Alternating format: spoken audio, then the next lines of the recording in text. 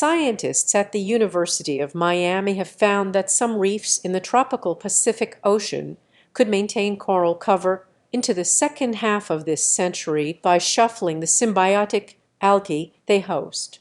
The findings offer a ray of hope in an often dire picture of the future of coral reefs worldwide.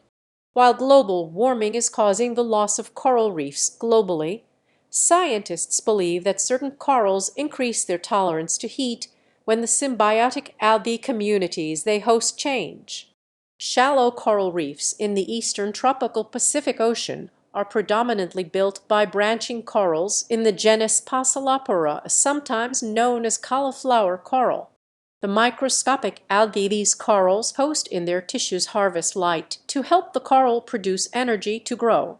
The loss of these symbiotic algae causes the coral to turn white or bleach. To better understand how corals improve their tolerance to heat stress, the researchers examined more than 40 years of coral reef monitoring data from Panama, one of the longest datasets of its kind in the world.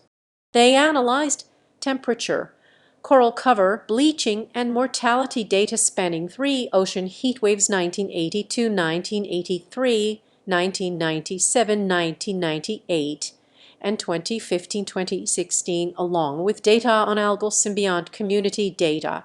The U.S. National Science Foundation-supported study was published in the journal PNAS.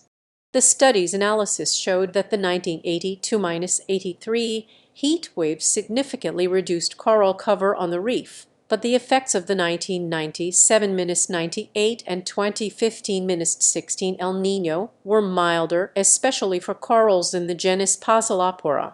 The study also confirmed that during strong ocean heat waves, the heat-tolerant alga Durastinium glynnii becomes increasingly common in this lineage of corals, allowing them to better withstand periods of elevated temperatures. When combined with climate projections of future heat stress, the reefs that were composed of Passalopora corals and hosted this heat-tolerant alga were better equipped to survive and maintain high levels of coral into the second half of the current century.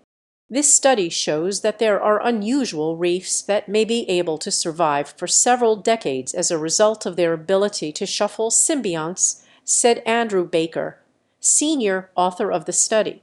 While we don't think that most reefs will be able to survive this way, it does suggest that vestiges of our current reefs may persist for longer than we thought, although potentially with fewer species.